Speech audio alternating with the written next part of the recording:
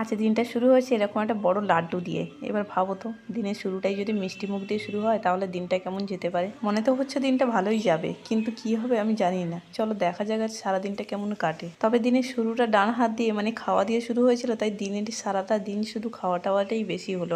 আজ বাজার থেকে একটা বড় তরমুজ আনা হয়েছিল, সেটাকেই কাটলাম, একটু ডিজাইন করতে চাইলাম, পারলাম না। এই যে আইসক্রিম এরকম বানাতে চেয়েছিলাম কিন্তু হলো না।